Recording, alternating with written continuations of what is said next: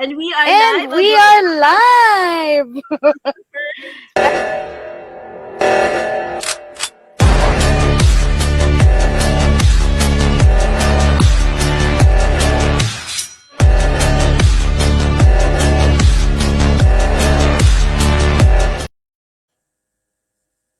We are live. We are live! Hello everybody! Nandito na naman kami, ang tatlong Maria. Maria, Mary Rose, Mary Ann. We're missing Mary J and Ate Evangeline tonight, but they're joining us from wherever they are in the world today kasi busy sila. But anyhow, welcome to Pinaypreneur Hustle Hub. My name is Mary Rose from Vancouver, Canada. And tonight, Sis Maria and Sis Mary Ann will be, and myself pala, um, sasagutin namin ang mga frequently asked questions na nare-receive namin as digital business owners, and excited kami. Kasi for sure, may mga tanong kayo na ganito, pero siguro nahihiya kayo na mag-reach out, kaya kami na ang mag-share. So, inunahan na namin kayo. And kasi sharing is caring. So, again, Mary Rose from Vancouver, Canada. If this is your first time seeing us live online, thank you very much for joining us. So, ito yung commitment namin sa inyo.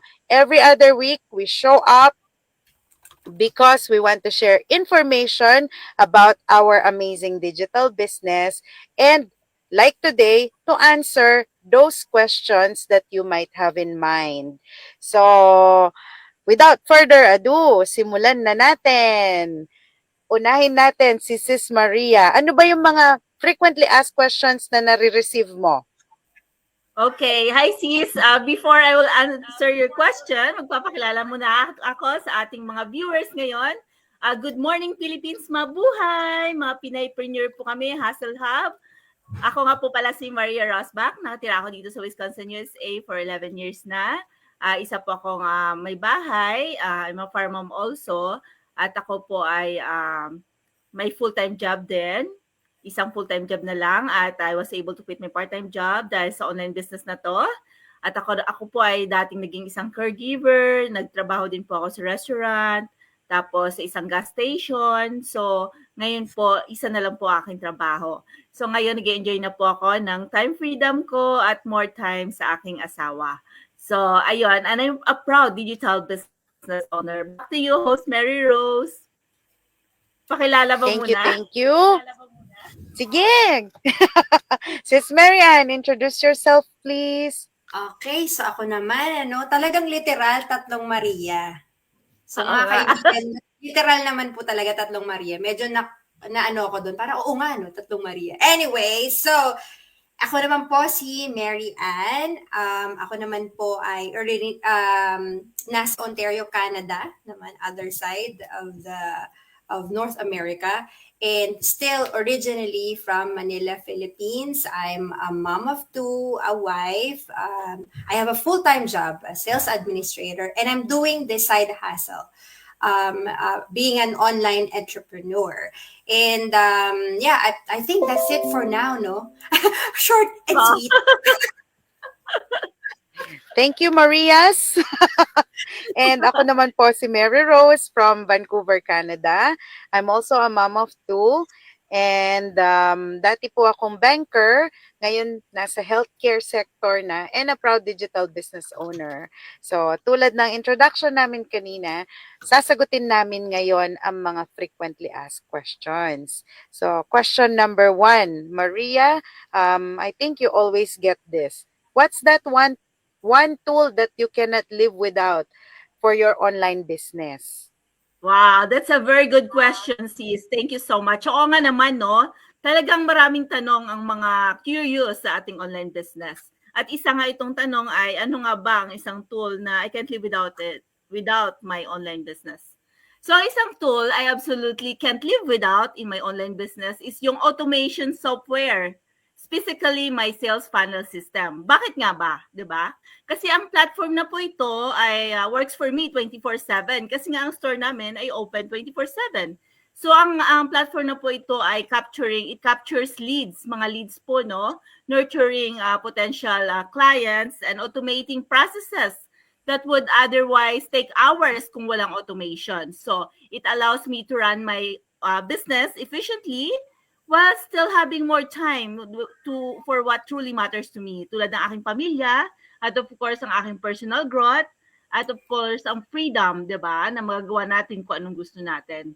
So kung wala po ang tool nito, I'd be stuck manually following up with every lead, handling endless tasks, and losing valuable time sa aking pamilya.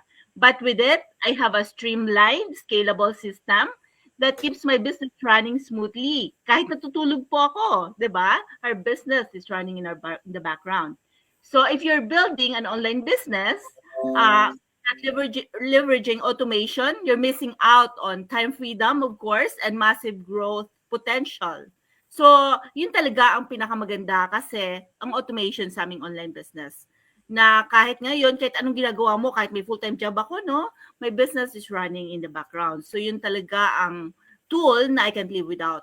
May mga apps din naman kami na ginagamit na matututunan niyo once you get inside the business. At yun din yung second naman na hindi ko talagang kayang wala siya kasi importante sa aming leveraging our business. Katulad na lang ng Canva, no? Tsaka ng tawag dito, CapCut. So those are the tools that we use daily to, syempre, para kasi open ang store namin 24/7, like I said. So para naman mag-leverage kami sa aming online business every day kasi open nga po kami. So yun talaga, ang automation is the best in our online business. So, yan ang sagot ko sa question. Back to you, Sister Mary Rose. Thank you. Thanks, Sis Maria. Habang nagsasalita ka, may naisip ako. So, yung automation, parang, di ba sa business, ikaw yung boss, para kang may empleyado na hindi mo kailangan utusan. Kasi gagawin niya yung automation. So, maganda talaga yung tool na yan. Oo. Kaya, approve ako sa answer na yan. Salamat. Sweldohan. Oo. Hindi mo siya kailangan sweldohan. Tama. Kaya, alam mo, ito talaga yung mga information na kailangan malaman ng mga viewers. Kasi they're missing out on a lot of things. Lalo na sa current trend, ang dami nang nagsiswitch sa digital business. So, watch out. Nandito kami. And then, let's move on to Sis Mary Ann. Ang question naman na frequently asked ay, do I need to quit my full-time job to start this business? Ayan. Pakisagot. Okay. So, yan actually yung isa sa mga tanong ko nung ako ay kumbaga parang I was checking this out, no? Ang masasagot ko dyan ay no. Hindi nyo kailangang mag-resign sa full-time job nyo para lang simulan tong business na ito. Katulad naming tatlo. Meron kami kanya-kanyang currently, full-time job, and then we're doing this as a side hustle. And then, syempre, in the long run, di ba, yun yung pinaka-future goal is maging full-time na kami sa business na ito at maging, will be our own boss. So, actually, karamihan nga, like what I said, karamihan ng mga nagsimula sa business ito, part-time lang muna, syempre, habang may full-time job. Kasama na ako doon, flexible ito, kaya pwede mong gawin bago ka pumasok ng trabaho, right? During break, sa gabi, habang tulog ang mga bagets, right? Or kahit sa weekends. Kasi nga, like what Sis Marie have said, the business is running in the background. Ang ating empleyadong hindi natin sinesweldohan ay nagtatrabaho in the background for us. Yan. So, marami sa mga kasama namin, sa mga business partners namin, full-time sila sa business. Pero yun na yung long run, in the long run, right? Pero syempre, walang pressure. Dahan-dahan lang at syempre, kung ano yung journey nyo, yun yung magiging experience nyo while doing the business. Pero, para ba sa business na ito? Para ba sa kanino, right? Yun yung may full-time job, ng extra income, right? Mga parents na gusto magkaroon ng maraming oras sa pamilya, Pero syempre may trabaho sila. Kailangan nilang hatiin ang oras nila, right? Mga naghahanap ng backup plan. Personally, ito na-apply sa akin kasi naapektuhan tayo nung COVID. 'Di ba? Marami sa atin na nawalan ng trabaho, na lay off, right? So parang posible pala 'yon. Pero kahit may pandemic, may bills na binabayaran. Nawalan ka ng trabaho, na lay off ka, pero yung bills hindi nawala. So kailangan natin ng backup plan. So kahit sino na gustong magkaroon ng legit at proven na online business, isa yan sa mga hinahanap namin. So yun lang po. Thank you very much. And totoo nga yun, di ba? At saka yung time ng pandemic, ito rin yung time na nag-boom talaga yung digital business. So proof yon na talagang marami ang naghahanap ng side hustle. So thank you, Sis Mary Ann. Ako naman, ay sorry, go ahead. Mag-hi muna tayo sa ating viewer. Oh, hello. Hello, Miss Mary. Hello, Mary, Sis Marie. watching Yes. from Ohio. Yes, hello, Sis Marie. Thank you. Yan, salamat. Ako naman yung laging tinatanong sa akin, how soon can I start earning? And actually kahapon gumawa rin ako ng isang series sa business page ko regarding this kasi very hot topic siya. So how soon can you start earning? Bago mo itanong to, tanungin mo muna,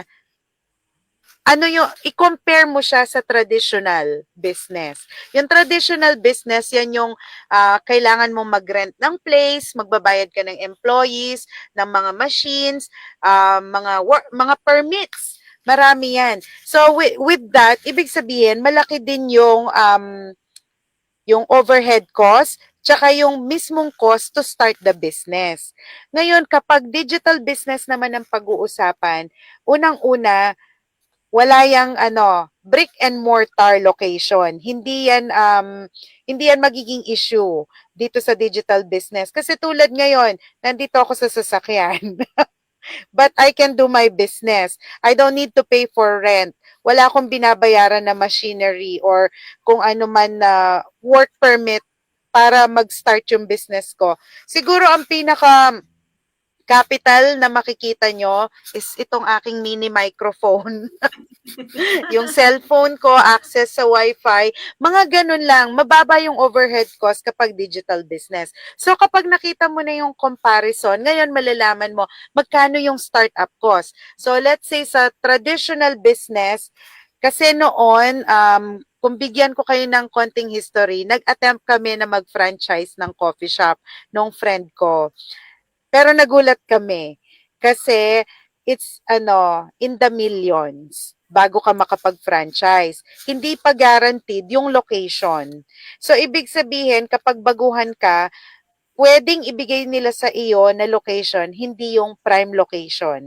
Na ibig sabihin, konti yung foot traffic. Magiging mabagal din yung return of investment mo kapag ganon. So alamin din natin kung ano ba talaga yung tamang tanong, hindi yung how soon can I start earning. Ang kagandahan dito sa digital business, yung effort mo, susuklian ng digital business. The more effort, the more consistent you are, yung hard work mo, talagang ibibigay ng digital business, yung nararapat na return of investment mo. Hindi katulad ng traditional, maghihintay ka pa talaga bago ka makapag-break even, bago mo makita talaga yung return. Kasi malaki nga yung starting capital. Kaya, minsan, yung pag-focus natin sa how soon, yun yung nag-i-stop sa mga tao na mag-try ng business. Kasi masyado silang, sorry for the word, atat. Atat sila na makita yung result. Yung mismong impatience mo, parang ayaw mong pagdaanan yung dapat pagdaanan. May hard work na kailangan para mapuntahan mo yung end goal mo. So how soon can you start earning? It's all up to you. Minsan sa digital business may nakikita tayo within months they're at it. Nakuha na nila yung return of investment. Minsan naman, depende rin sa phase ng mismong business owner. Kung ginagawa mo lang ito as part-time, syempre pag part-time din yung growth mo. Pero yung iba Oo. mabilis kasi mas marami silang time. So, yun yung sagot ko dito sa how soon can I start earning? Salamat! Wow. Thank you so much. Very nice answer. Sinong ating susunod? Si Sis Ayan, Maria ako ulit. Ayan. Balik naman Do I need natin. to invest a lot of money upfront? Popular Wow. question talaga to. Oo nga, parang similar sa sagot mo eh. Yeah. Go for it. Ayan. Oo nga naman mga abyan, no? Sa mga viewers na nanonood ngayon, mga kabayan, mga OFWs, especially mga nurses, no? Do I need to invest a lot of money upfront? Siyempre, absolutely not. Yun yung sagot talaga, di ba? One of the biggest advantages ng aming online business is that it requires a minimal startup cost, di ba? Compared to traditional businesses. So, i-breakdown natin ha. Yung traditional businesses, kailangan mo ng, katulad ng sabi ni Sis Mary Rose kanina, so kailangan mo talaga ng rent, no? Or lease. Yung rent or lease a month na yan, nasa 2,000 to 10,000 a month na yan. Depende sa kung gaano kalaki yung coffee shop mo o kung ano man yung franchise na ginawa mo. Yung inventory, lagay na natin sa traditional, no? Nasa 5,000 to 50,000 plus na yan. So, magkano na yan? Nasa 52 or 60,000 na. Yung mga equipment at supplies mo pa para sa kapihan mo, sa coffee shop mo, di ba? Anong worth niyan? Nasa 3,000 to 20,000 plus kasi mga machine yan yung nagagamitin mo. Tapos mag-hire ka pa ng mga empleyado, di ba? Na employees mo sa traditional.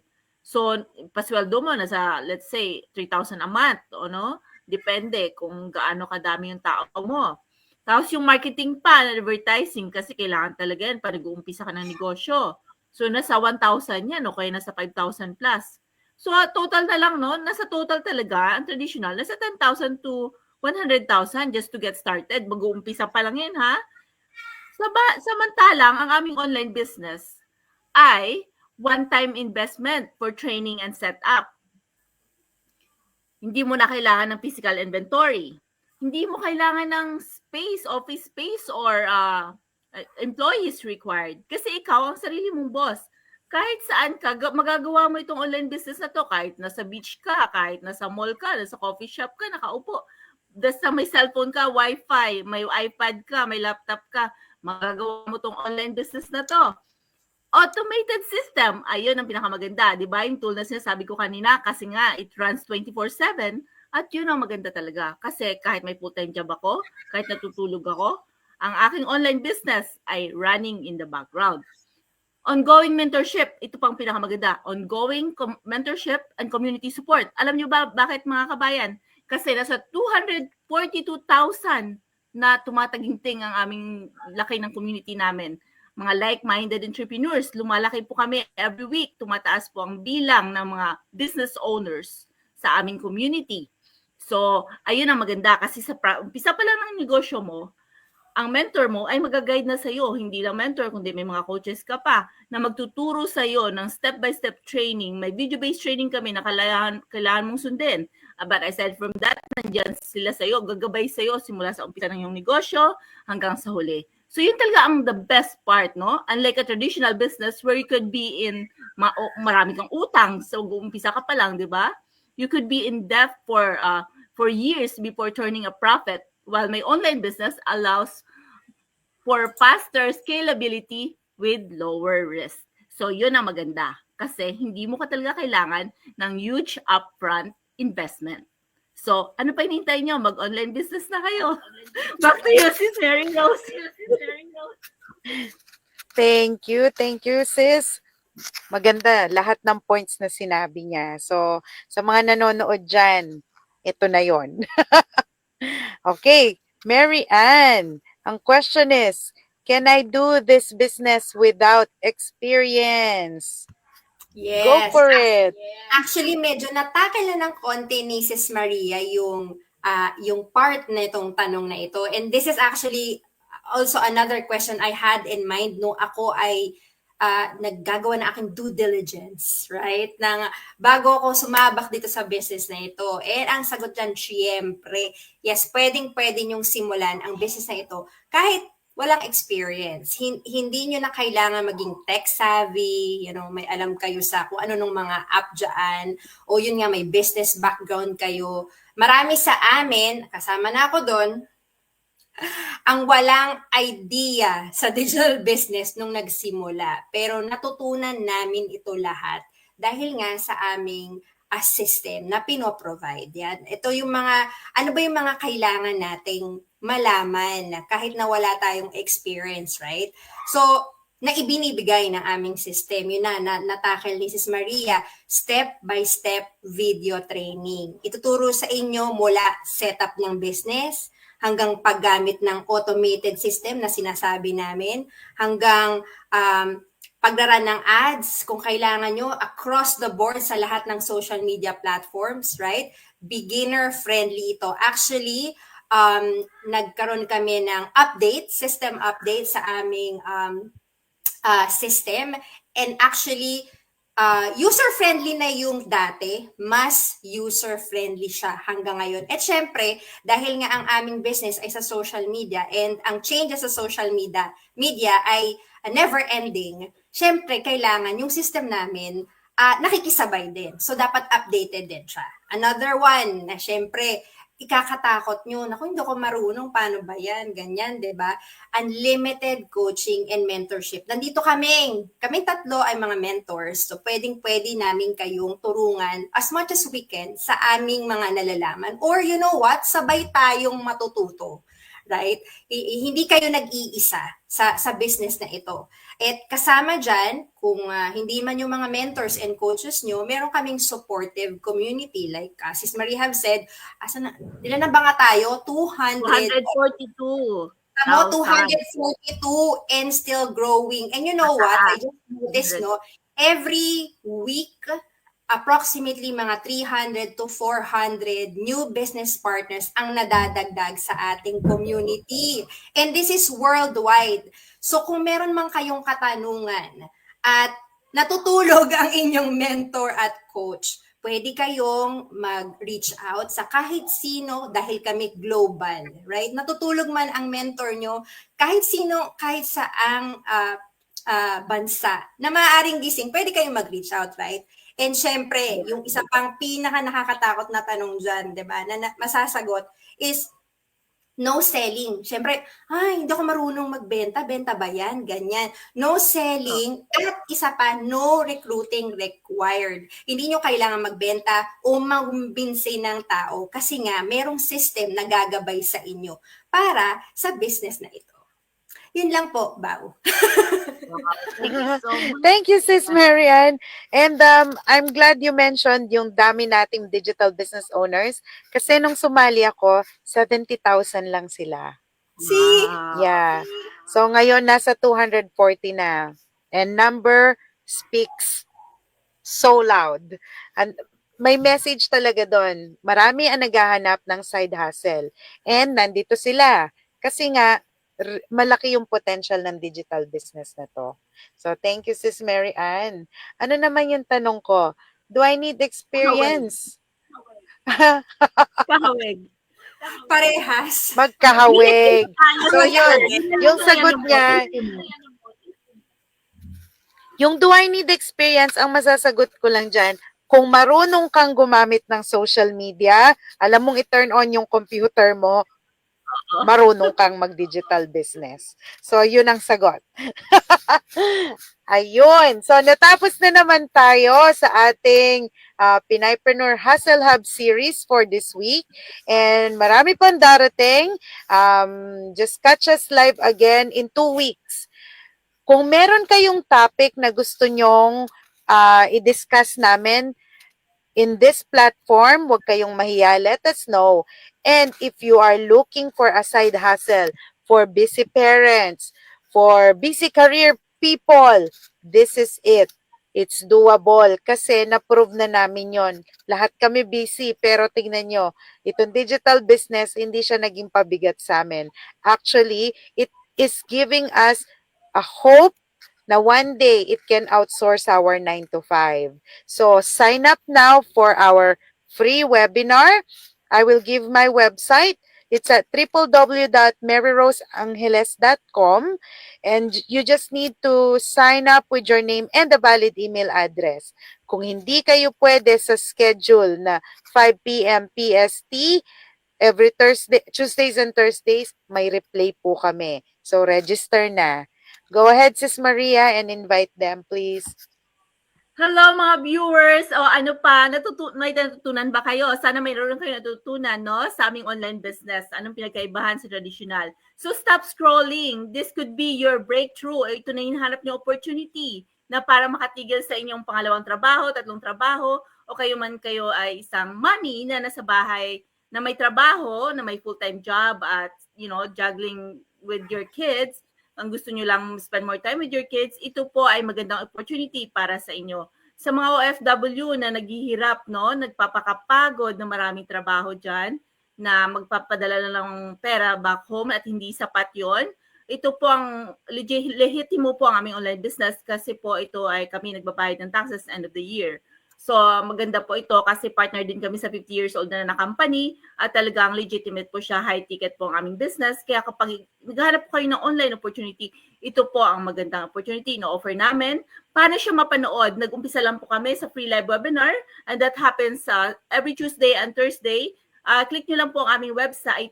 Type nyo po ang aming website sa Google, www.mariarosbachglobalbusiness.com at magdidirect po yun sa aming panel at doon nyo po mapapanood ang webinar at matutunan on how to start your own digital business. So, go na po. Huwag na po kayong mag-skeptical kasi you have to take action para may mangyari sa inyong buhay. Ayan. Thank you so much. Back to you, Ms. Mary Rose.